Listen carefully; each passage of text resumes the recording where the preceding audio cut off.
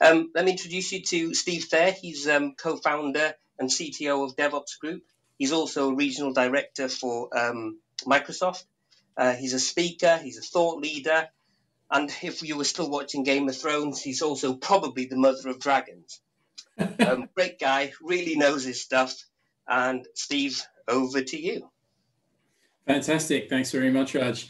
I've got 54 slides to get through in 45 minutes, along with Raj's color commentary as we go through. So this is going to be probably a little bit of a tidal wave of ideas and images and concepts throwing at you.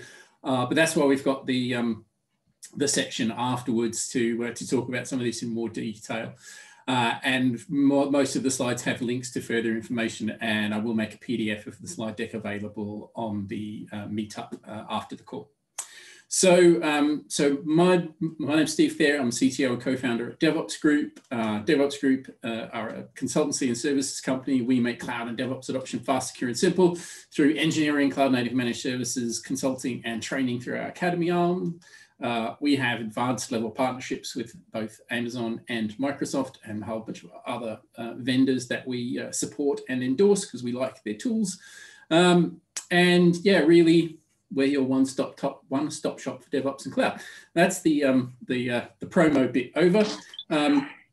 Lean coffee session. It's very, very simple. We have 3 minutes per topic. You put your topics into the to discuss, you vote on them, we drag them over, we discuss them for 3 minutes, and then if everybody's happy, we'll move on and go through the next question. But feel free to just start adding them in right now. Don't wait to the end of the talk. You know, let's get things down as you think of a question. Let's get it down.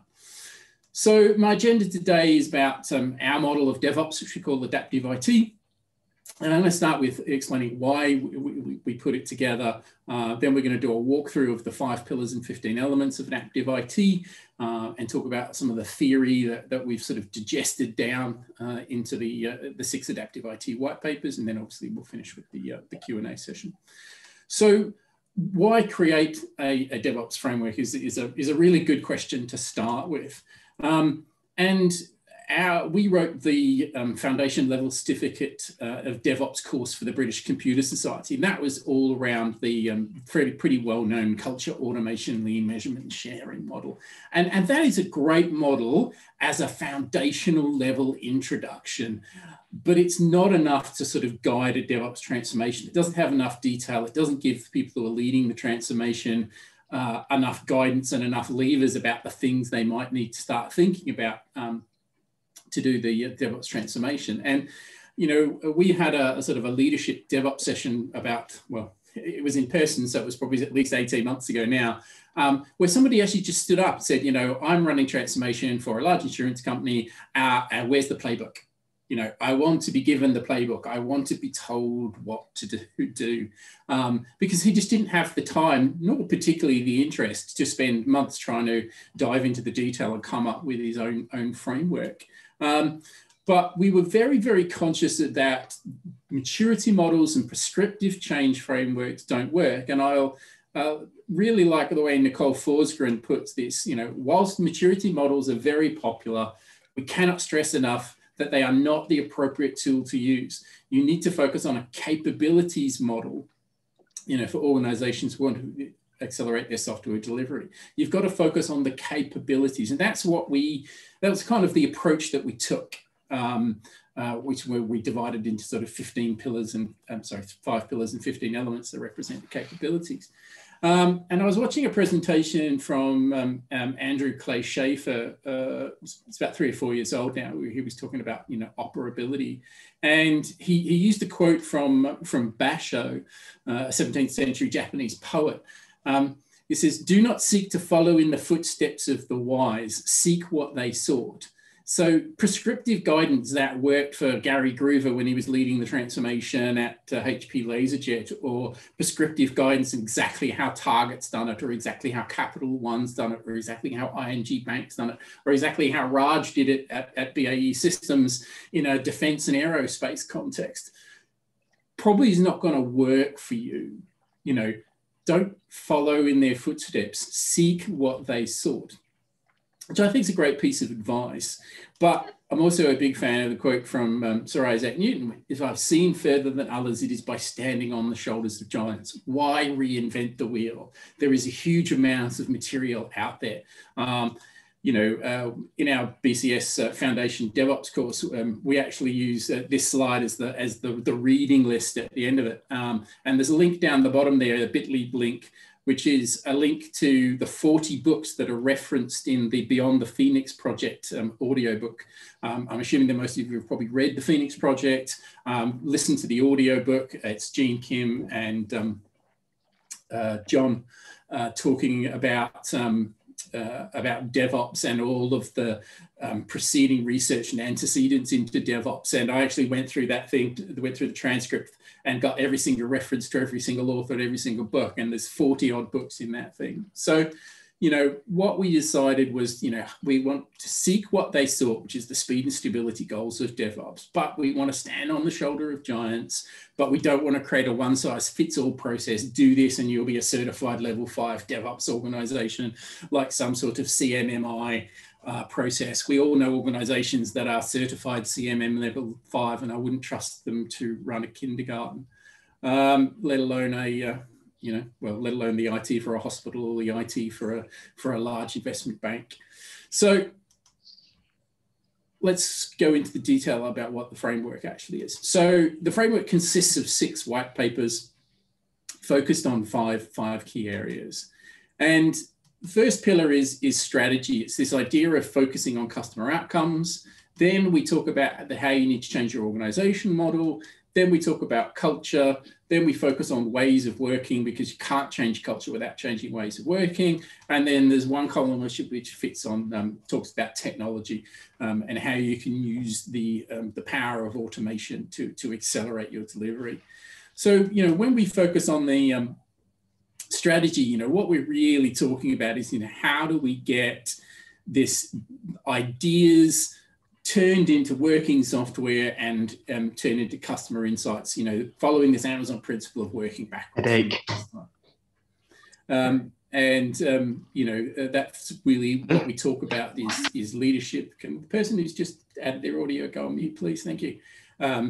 Leadership, objectives and metrics.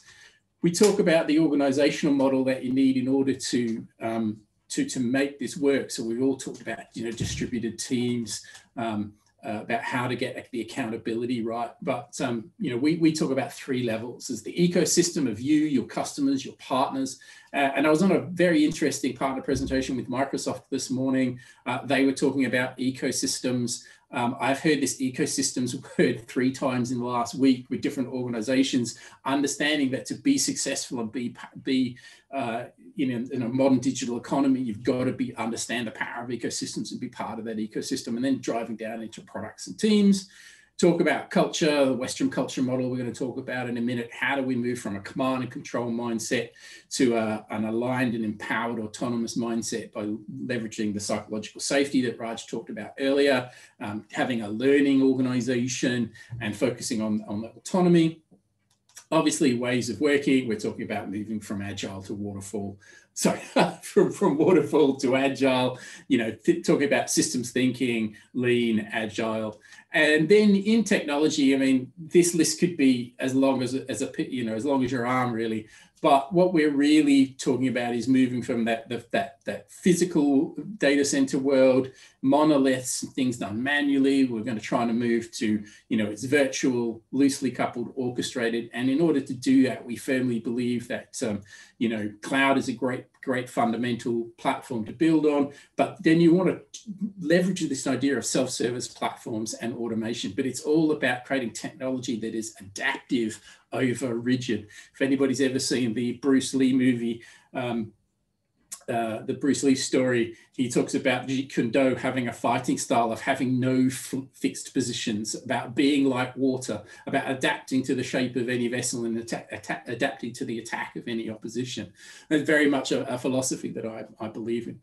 So if we look at in more detail, I've kind of covered it very, very quickly. Strategy, leadership objectives and metrics, organization, ecosystem, products and teams, culture, psychological safety, learning, autonomy, ways of working, systems thinking, lean and agile, and technology, cloud, platforms and automation, with all these, some of these key measurements that we think you should be focused on down the bottom.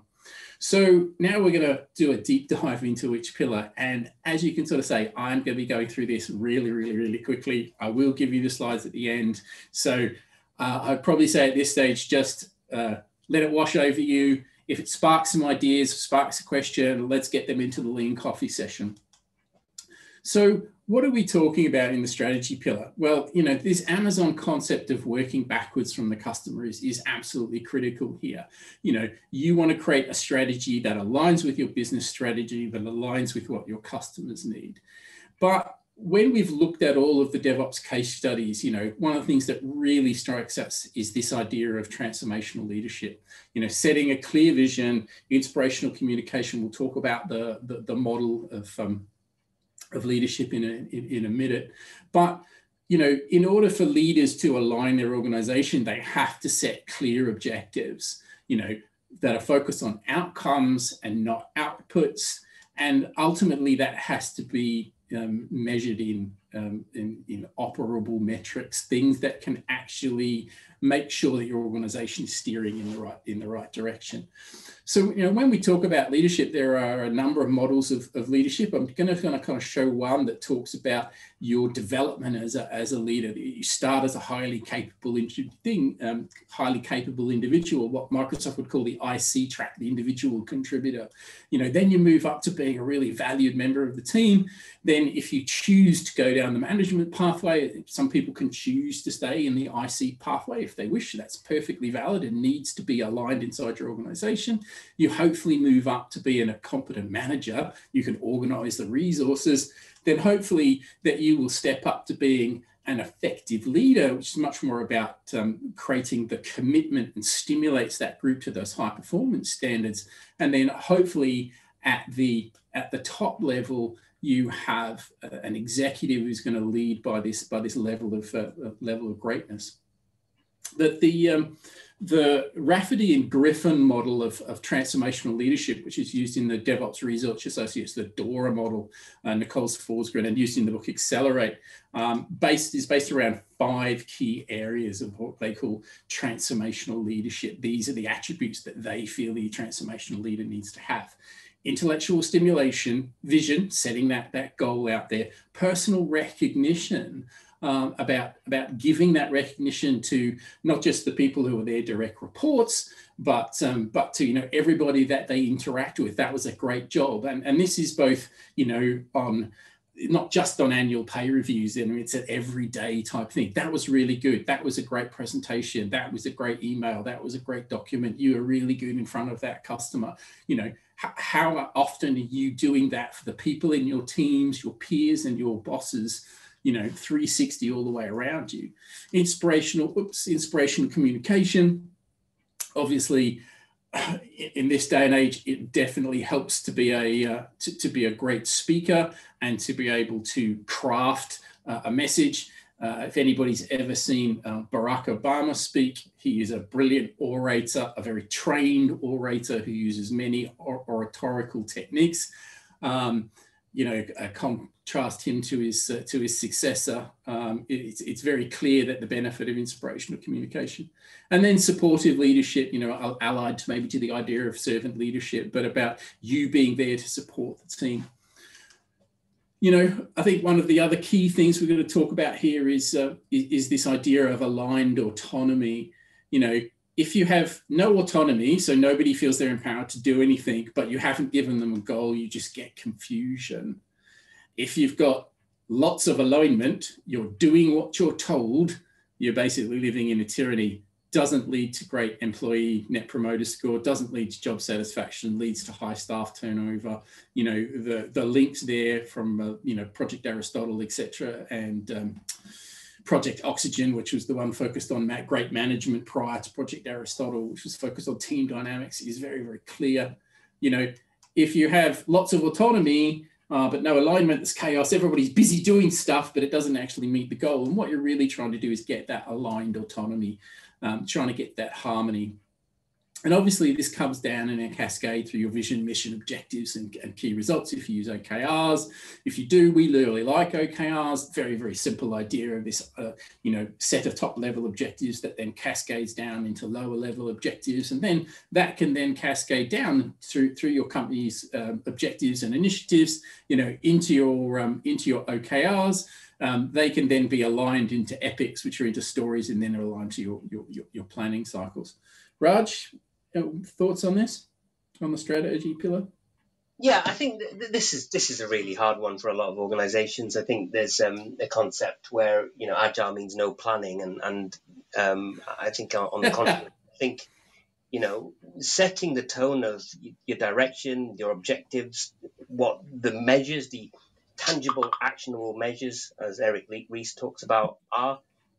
And having a leadership kind of positioning that goes from what we've all been taught in like management school of command and control and checkpoints and gates and checklists and all of that sort of stuff, through to being more of an enabler for the organization, having that humility and purpose, as Jim Collins calls it.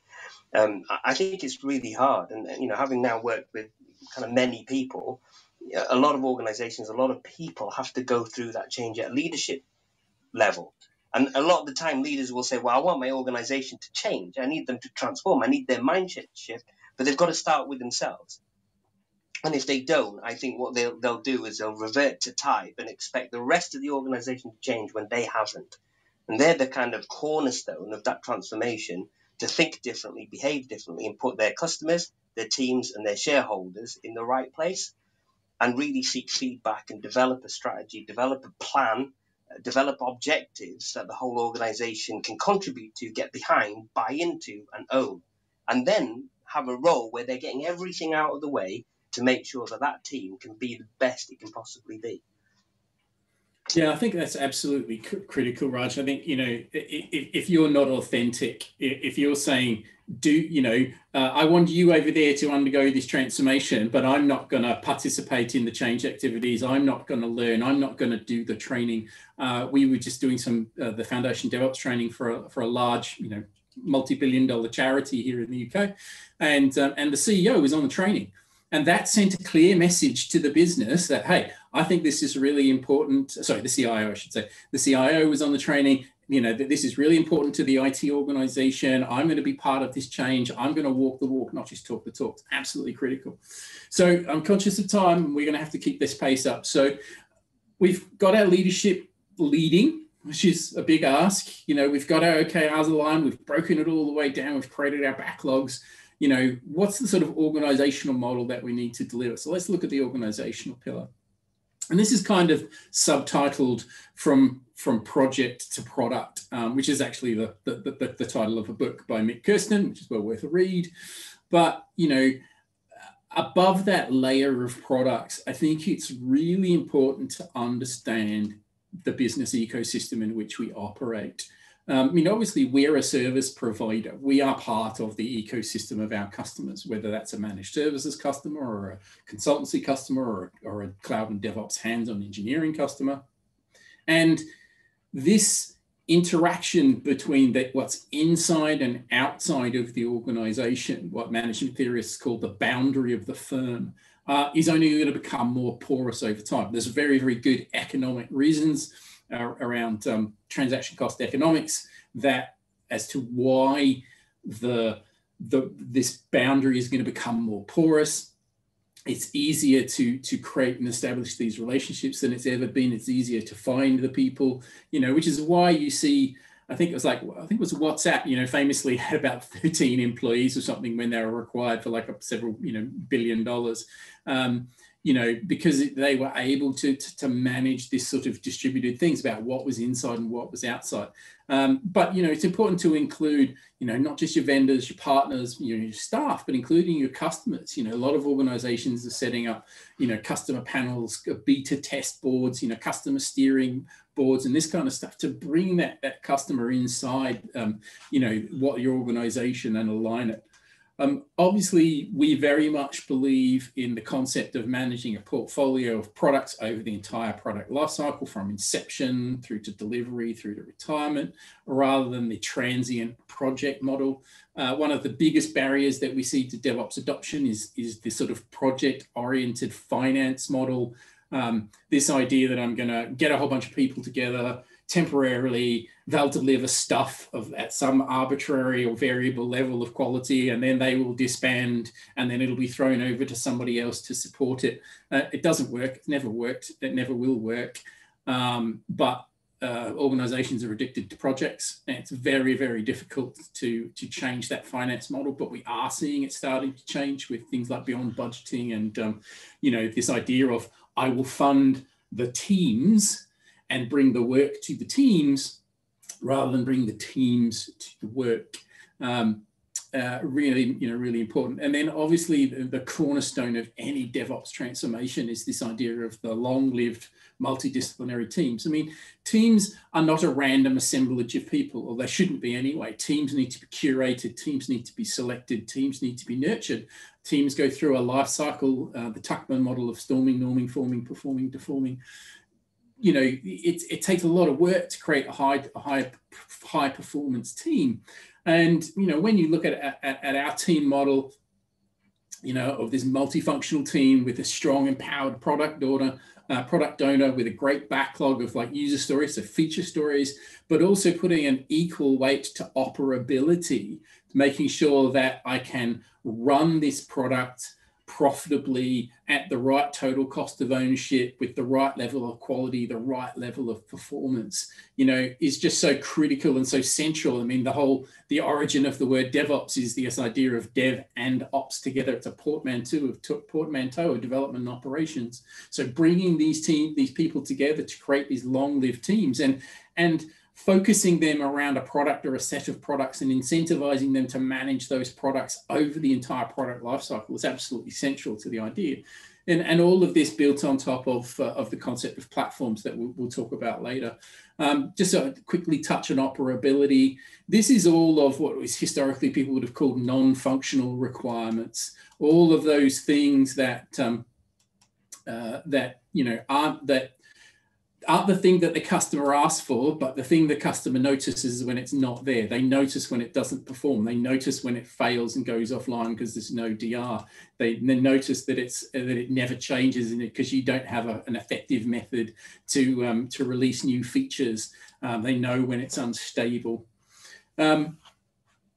If anybody's keen-eyed in there, you'll notice that the 5 pillars of the AWS and Microsoft well-architected framework are actually hidden inside those operability. So if you want to learn more about operability, I would definitely recommend going and having a look at the well-architected framework. And I've talked about platforms. I will talk about this again later, but it's this idea of how do I move from this ticket-based model of an army of people that respond to tickets, and how do we enable self-service? The number one overriding future for the IT department is disintermediation. How do you get out of the way and create platforms, self-service platforms, API-driven platforms, as code platforms, templates, and libraries that enable teams to do what they need to do when they need to do it with zero interaction with anybody, but still do it in a safe way, still do it in a way that's got the governance, the compliance, the security, and all of those features built in. And it's absolutely possible in a cloud world. It's absolutely possible in an as code world, which is why the concept of enterprise shared source or inner source is absolutely key. Raj, you've been doing a lot of work with one of our customers on this sort of platform team, trying to bring in this platform idea with sort of enterprise engineering. How's that resonating? I think that this whole thing around organization is probably, in my opinion, one of the hardest, because it kind of brings all the other pillars together, right? And funnily enough, when you read the Phoenix Project, you read about people who do transformations, what's the first thing they do? Change the organization structure.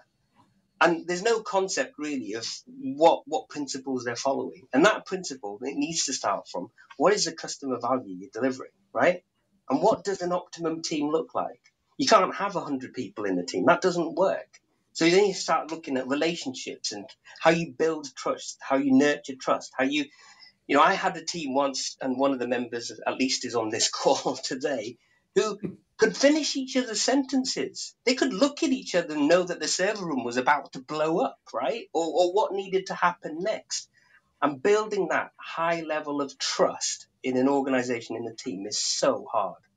And that team being able to do all the things that they need to do without going outside of their kind of team boundary. Yeah, dependencies. Yeah. Interdependencies to be able to deliver customer value. So every day they go home and go, I made a difference today. I made a difference today.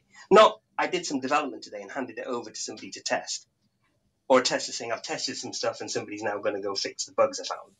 Having a team there who can identify small pieces of value, who can build, design, build, secure, test, deploy, operate that, and they can evolve the capability and platform with minimum interactions outside of that team, is really hard to do. And understanding who the customer is and what the value is, and there's a really great book called Team Topologies. Yeah, Skeleton. Ways you can, Skeleton, who can, different ways you can cut a team, basically. I think spending the time to figure out what's the value you're delivering, what's the ecosystem that needs to deliver that value, what the definition of a product is. And you might start with a product is an application, right? Fine, you might start there, but that's not where you finish. The finish needs to be what's the value I'm delivering for a customer, and how do I take a team through that journey through clear strategy, transformational leadership, clear objectives, metrics that sit behind that, and the empowerment to do what they need to do to deliver value. Really, really hard topic. Yeah. And yes, there's a few of our customers going through this right now, and it's not easy. It won't be easy the first time, won't be easy the 100th time, because you're talking about people and multi-skilled teams and developing trust.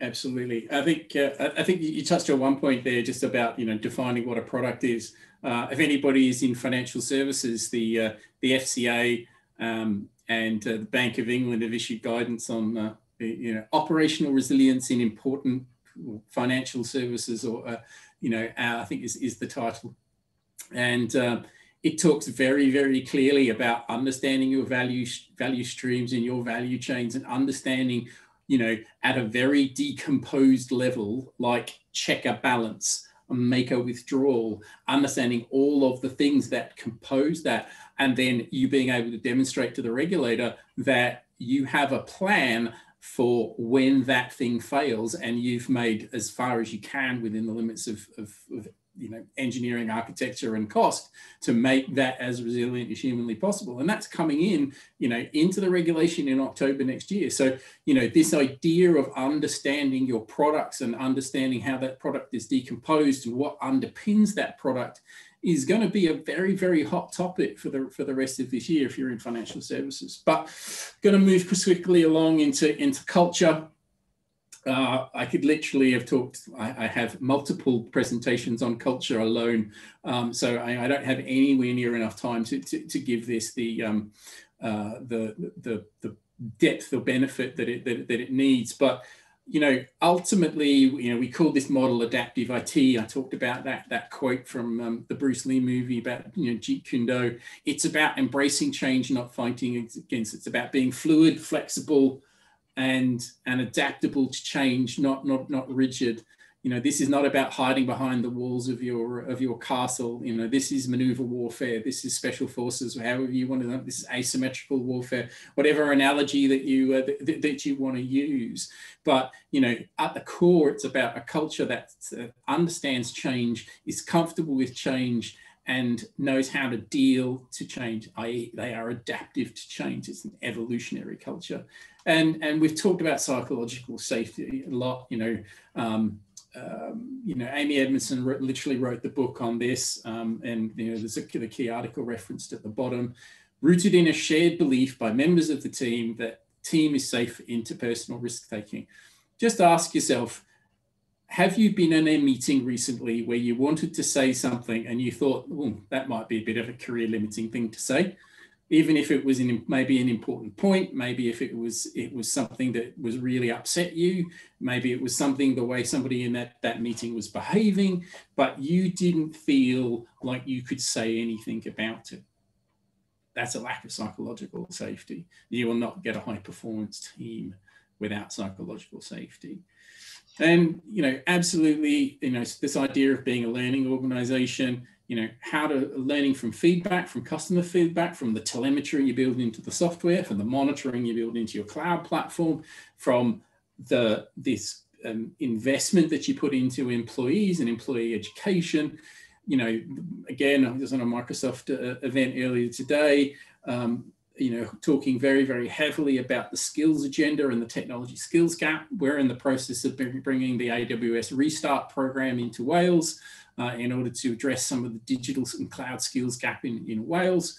There's so much that can be done when talking about, creating a learning organization and having an organizational culture that's founded in learning. And ultimately, this has to be based in this concept of personal autonomy. The speed at which we operate, the rate of change in the external world doesn't mean we have time for decision making to filter from the edge up 7-10 levels of hierarchy to get a decision and then have that flow back down again. Decision making must be decentralized within guardrails, guided by the values and the behaviors that are accepted to that organizational culture. And the iceberg model, I apologize, this should have a reference on the bottom to the person who originally thinks. I'll try and correct that later. But, I really like this analogy of the iceberg. Strategy and tactics is what you talk about and management theorists is obsessed about for many, many years. But that will, is underneath the water, the thing that will hold you below the waterline and sink your goals is the culture. We've talked about this idea of psychological safety, so I'm not going to go through that again. But definitely have a look at the Google rework material on Project Aristotle, which talks about teams. If you really want to sort of drill down into that in more detail. And again, this idea of the learning culture. We talked about Eric Ries, Raj mentioned it earlier, that the lean startup, this idea of build, measure, learn loop, very similar to the plan, do, check, act loop, to the Deming cycle. But this idea that, learning, there's no point in having an idea, building a prototype, putting that product out into the world without having measurement built into. That's one of those operability things that we talked about earlier. Have measurement, have telemetry built into the thing. The number of megabytes that if you have a modern car, the number of megabytes that your car is sending back to the manufacturer every day would blow your mind.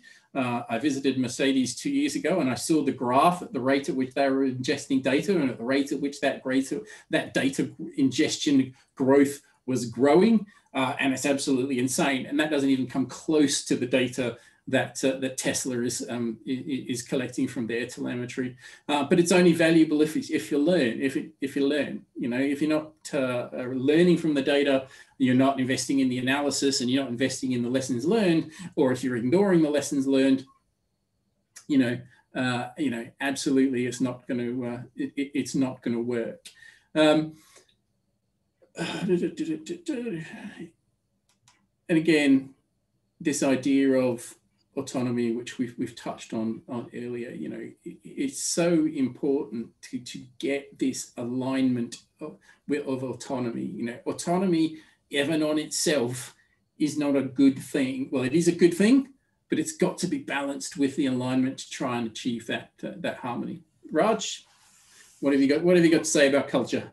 Oh my goodness, there's, like you say, there's a few days worth of material that we've got here and experience. I think that this is a really tricky one because there's a really good book by David Marquet that kind of follows on from Turn the Ship Around. I think it's called Leadership is Language or something like that. Yeah. And there's some really great insight in that work used to be about blue work and red work. And blue work was the people who thought about stuff. They were the educated people, and they may have access to your computer. And red work was the people who did the work, right? And there was a definite divide. But in this day, and a lot of our management practices and structures are based on blue work, red work. You know, how many times have you been given a project plan or a design and said, go implement, go do, right? And what David Marquet is saying in this is you need to kind of what's happening now, where we're all educated. We've got access to, you know, data, information, computers, whatever, processing power. So why can't blue work and red work go hand in hand by the same people? Why can't they think for themselves? And I think that's the thing, that's, you know, creating that environment where you allow people a little bit of room, right? You set some guardrails in terms of this is the goal, this is the direction we're going in, get that alignment in there, and empower the teams without having to access a billion other different people, teams. You know, they don't have the resources to do that. Give them the things that they need to do to then be able to deliver against that, and allow them to experiment, allow them to form what their, you know, tasks and goals underneath the overarching organizational goals are, and give them some space to grow and fail, and then create like an environment where the failure today, in most organizations, the failure of a project will have a catastrophic effect. So break the work down, make it smaller. When it goes into production, make the limit impact the blast radius. Yep. Yeah, to maybe a small handful of people or a certain component of the feature set. Re-architect your systems. Create a safer environment all round, whether it's mentally or technology-wise or relationship-wise or whatever, to allow people to learn, fail, because the fastest way, there's two fastest ways to learn, and one is to fail and the other one is to have fun. And those things aren't embraced in many organizations. And I think that's the thing, that nurturing that culture requires leadership to have a huge amount of patience, because it's so easy to revert to type saying, where's the plan, right? Why is that failed? Whose fault is that? Whose belly button do I press? Whatever saying that is. It's so easy to go back to that, because the plans and holding people accountable is a safe space for people to be in, even though it's false. And having to turn that on the head and make yourself vulnerable as a leader and create that environment for others to be vulnerable creates a better outcome. Cool. I've got two pillars to go and not many minutes left. Only 19 slides to go, guys. Won't take long. Ways of working. So I showed you the build, measure, learn loop, and the build, measure, learn loop, create an MVP is inherently agile and iterative, and it leads very nicely into the next pillar, which is called ways of working, or WOW, as it's often called. And we really hear this focus on iterative value delivery. All those things about we talked about limit the blast radius, make that bet the smallest thing as possible. All the values which we're going to talk about in a minute of the agile methodology. But I'm a massive fan of systems thinking, emphasizing the performance of the entire system as opposed to the performance of a specific silo or work or department. This is absolutely central to the whole DevOps concept of value stream mapping, a theory of constraints. Identify those constraints in your organization, but you can only do that if you map the end-to-end flow. I mean, there was one of the quotes, I think, from the Phoenix project was, any constraint, any improvement not made at the point of the constraint, the bottleneck, is an illusion. If you're improving something that's upstream of the constraint, all you're doing is creating a pile of work in progress before the constraint, because it can only go down through that bottleneck. And if you're improving stuff downstream of the constraint, all you're doing is just starving the amount of work. There's just going to be more idle resources downstream of that constraint. The focus has to be the constraint, but the only way you can understand the constraint is to understand the performance of the entire system. It's not important to have the best DBA in the world or the best developer in the world or the best whatever. It's about how work flows across the whole system. I often use the analogy here of a car engine. The maximum rated capacity for your fuel injection system to shove fuel into the engine is probably far exceeds the amount it ever actually injects fuel into the system. But if it was working at 100% of the capacity the whole time, is your engine going to work? No, it's not going to work. It's going to stall. It's going to flood. What's important is injecting the right amount of fuel at the right time, and it's creating that understanding of how the different parts of the system need to work together that's absolutely critical. Lean IT, again, one of the L in the DevOps model, the 7 principles of Lean IT, which we'll talk about. It's all about this idea of, reducing waste, build quality in. How do I accelerate delivery? How do I use the ideas from the Toyota production system and Deming to focus on continuous improvement? There's a huge amount, Lean's been around for a long time. I think there are a couple of issues with the application of Lean to IT that the more software thinking theorists have started to address. I mean, ultimately, Lean can be seen as a desire to try and commoditize and make every single thing be exactly the same, which is the exact opposite of what we actually want from software development. Software development is about innovation. Software development is about creating new things. You can't drive out a cookie cutter creating yet another rubber ducky within a thousandth of a millimeter when you are exploring new areas. So there's a couple of nuances there, I think, about applying Lean. And then obviously agile software development. So Lean, again, I'm not going to go through all of these in detail. I actually have another whole deck which does go through, and it's also covered in our Agile Foundation course, as well as the DevOps Foundation course. But, so many of these things that we look at, the amount of time we waste on building unnecessary features that nobody ever needs, the amount of money that we waste on projects that never actually deliver or never actually go anywhere. The 2 biggest areas of waste in any IT department, well, I'll guarantee you, are those top 2. Get rid of all the projects that never complete and get rid of all the features that you never had to build. You will have a lot more money to do a lot more interesting things. Agile, pick your flavor.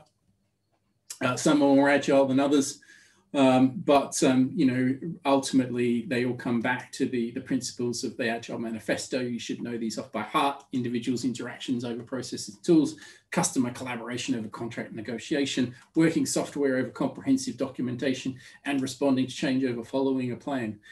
It is not that we value, whilst there is value in the items in the right, we value the items in the left more, but that's, yeah, I mean, I can't say it any clearer than that. Comprehensive documentation is absolutely critically important, but it's not as important as working software. Following a plan, somebody once described to me that a waterfall project plan, as identified in that perfect Gantt chart, is a month-long commitment to never learning anything. Because once you've solidified that project plan, for many organizations, success is measured against your fidelity to the project plan, not about your achievement of the outcomes and the benefits that you tried to achieve. And Agile focuses, as the reason we called it an adaptive IT model, is about being adaptive, about responding to change. Raj, anything on WOW? I mean, you've been living in a WOW world for quite some time. Yeah, actually, just very quickly on this, I think for me, this whole pillar I describe as a reduction of risk, right? Big planning, optimizing stuff in a part of the whole life cycle, dealing with all the waste. It's all high risk stuff, right? And for me, this whole pillar is about breaking the work down into small chunks, understand the end-to-end flow of value to the customer, and identifying those wastes, those constraints, and hitting them systematically in a continuous improvement journey. Principles of ongoing improvement, the POOGI cycle, 5 steps. If anybody's into theory of constraints. Goldratt's The Goal, if you haven't read it. It's well worth a read. I actually think it's much better than the Phoenix Project. But I think to finish on that, the thing that I think most organizations fail to have in place are the metrics to enable that to happen effectively. And then any improvement done, validating that against the metrics. That is a really big issue. And that's what I personally spend a lot of my time with customers, working out what their as is, what the to be is, and what are the capabilities prioritize delivery of capability to achieve those goals. So my first starting point is measure it. Yeah. Yeah, I mean, absolutely. So, I mean, inherent in our whole model across the bottom is a set of metrics, which is, you know, measures that we suggest that you might want to look at. But, you know, somebody actually pointed out to me in a conversation the other day, you know, they come from a data and a data science world, and I hadn't thought about it through their lens. And they're saying, you know, what's really important is the data. You know, Ben Sullins is a YouTuber who was formerly a data scientist and now runs a YouTube channel called, well, it was called Teslanomics. He has a slogan which he says, "Free the data and your mind will follow," which I just think is absolutely fantastic. You know, make that data available, make it democratizable. In many organizations, knowledge is power. People maintain their power by maintaining information asymmetry. I know something that you don't, so therefore I have power over you.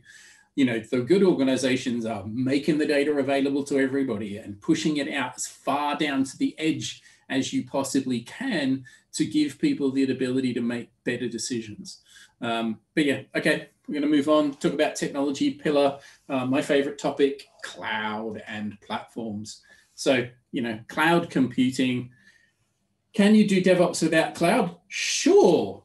You know, I think you're going to be a little bit like the famous Black Knight of Monty Python. You know, if you want to try and do these things with, you've already chopped one leg off and then you've chopped an arm off and it's only a flesh wound, you can do it, but it's a hell of a lot easier if you use the tools that are at your disposal, which is cloud, you know.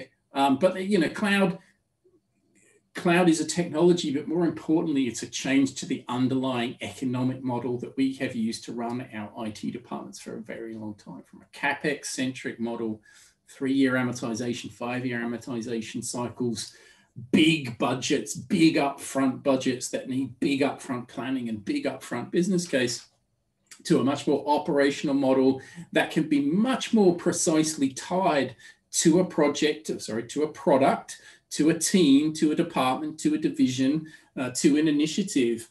You know, so there's just so many things that cloud computing brings. But, you know, like I said, I could literally talk about cloud for the rest of the evening. But, you know, self-service platforms, we showed that platform model to you before, you know, but this is all about self-service. It's all about disintermediation. It's all about inner source and high quality reusable components that have the telemetry built in, that have the security built in, that have that operability, all of those things we showed earlier. And ultimately, you know, the A from the CALMS model, automation, you know, this is all about reducing low value work. You know, the more you can operate, the reduced toil, as Google calls it in the SRE material, you know, focus on value-added activities, and you know, this is all about having an as-code approach. As I said, you know, cloud, we can talk about this till the cloud comes home. You know, absolutely one of the major drivers that we're seeing in the industry. We're seeing this adoption of cloud from individual small little projects, this opportunistic view, to then suddenly we mandate cloud first, all new projects must be in the cloud. Then eventually you moved into all in. It's all about the data center exit. I've got to get rid of my data centers because my business case is blown up until I can get out of my data centers. Then you start to talk about refactoring and cloud native software development. You know, this journey to cloud, you know, all about lift and shift, that, you know, get into that IaaS boom town, you know, shove those applications you don't really care about into the reserved instance dinosaur park, or wait for an asteroid to hit them. Hopefully you've reserved some budget to do some refactoring and rewriting, but the smart people are going down the middle pathway. This is the pathway that we specialize in. It's the pathway that we recommend. And this is the pathway of containerization, of immutable infrastructure, of Puppet and Ansible and Terraform. You know, how do I move, how do I bring in new ways of managing my applications and new ways of managing my infrastructure as code, configuration as code? You know, how do I leverage containers, Kubernetes? How do I leverage AWS on RDS? How do I leverage all of the great PaaS platforms, Elastic Beanstalk, Azure App Services? You know, and then there's the road less traveled, the cloud native rewrite. So an interesting stat about the independent software vendor community in EMEA. 93% of them plan to go to the cloud. 20% of them plan to do a cloud native rewrite. 35% of the planning of moving lift and shift, which kind of leaves 38% who don't know what they're doing, or maybe they're planning to do the middle evolve pathway. And a cloud native rewrite's a great idea But a big project like that, and it is a big project to rewrite an application from scratch, and big IT projects have a nasty habit of failing massively. So that's a high risk strategy, particularly if that's the first way you're going to the cloud. So we would definitely recommend, let's flex your cloud muscles. Let's build up a little bit of experience with cloud. Let's think about how we can slowly decompose your application into different parts. Put some of the database in PaaS, put some of the app tiers in containers, put some of the reporting into an analytics platform, and then go there by that rewrite road down the back, the modernize later pathway. But as I said, we specialize and recommend. There's plenty of guidance on cloud adoption. This is the Azure Cloud Adoption Framework.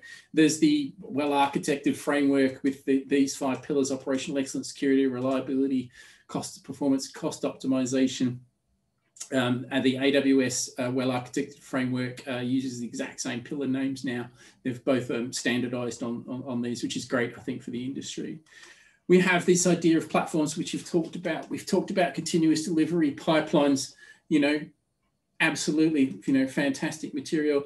When you talk about as code, we talk about infrastructure as code, configuration as code, policy as code. We talk about code pipelines to deploy it. We talk about orchestration with things like Kubernetes to improve how we manage our production environments. We talk about event-driven automation with things like Puppet Relay or Azure Automate, so that we can do that sort of Zapier, if this, then that type automation. I'm gonna skip straight through to the summary, Raj, if that's okay. So, do you particularly have anything you want to say about tech? No, I think, to be fair, when you're at kind of executive level, there's a lot of talk about tech. The answer is technology. What tool do I buy? When's it going to get deployed? When's it going to be implemented? The benefits realization never really comes, and without the people and the process changes, you're never really going to get the benefits of technology. The technology is an enabler. Goldratt said it, actually. If you're going to go build an ERP system and put it in, and you still do your data processing once a month, what's the point? Now that you can do data processing every day and make decisions every day, why aren't you changing the rules of the game? And that's the thing here. That technology is an amazing enabler. And we start with that. We go into our into our customer organizations and build them platforms and pipelines. But then we challenge them, right? What's the benefit you're going to get from this? How are you going to change your people and your processes to make optimum use of this new technology capability that you've got to turn it into a business capability? So, yeah, we could talk about that forever. So I'm going to stop there because we are so out of time. I'm just so out of time. I'm going to realize that I didn't update my. Oh yeah, okay, I did. Yeah, so we are in the middle of a period of technological change. I didn't update my summary, but we firmly believe that mastering these great digital technologies is key. And the AdaptiveIT framework is there to help guide you. Little bit of sales bit. If you want to have if you're already in the cloud and you want to have a free architecture review of your AWS or Azure thing, we'll come in and do that for you. If you're interested in having a version of this talk, the DevOps Fundamentals talk for inside your organization, maybe to help kickstart your organization, we'll happily come in and do that as a 2-hour interactive workshop free of charge. And that's basically it, really. Thank you, everybody. Well, this will be the slide at the end, but now we're going to go and focus on, hopefully, some questions.